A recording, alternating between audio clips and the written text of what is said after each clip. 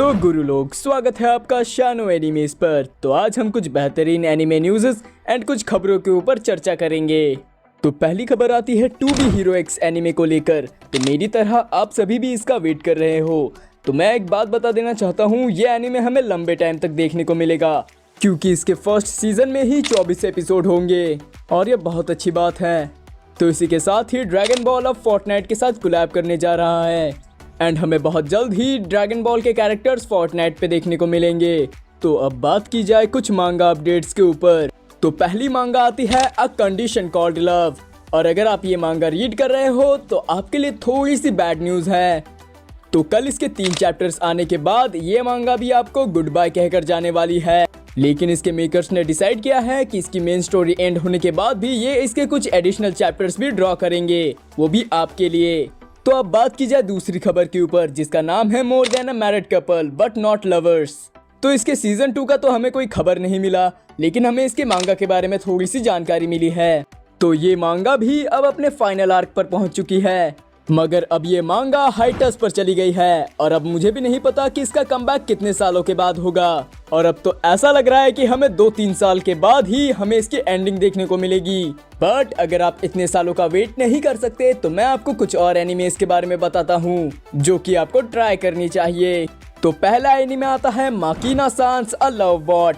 और बेसिकली ये एनिमे एक कल्चरल एनिमे होने वाला है और इसके पहले सीजन में टोटल 12 एपिसोड होने वाले हैं और सबकी टाइम स्लॉट 15 मिनट से ज्यादा की हो सकती है। और एक खास चीज अगर मैं इस एनिमे के बारे में बता दूं तो इसका एक अनसेंसर्ड वर्जन भी रिलीज होगा और साथ ही ये एनिमे आपको 6 अप्रैल से ब्रॉडकास्ट होते हुए दिख जाएगा।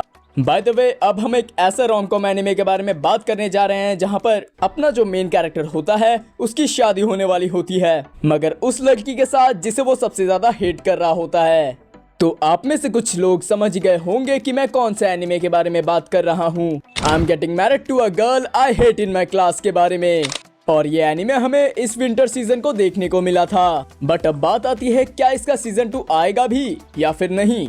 तो पहली बात तो ये क्रंची रोल का एनिमे है और क्रंची रोल वालों को सीजन 2 तो मिल ही जाता है, बट इसका कोई अभी तक ऑफिशियल अनाउंसमेंट नहीं हुआ।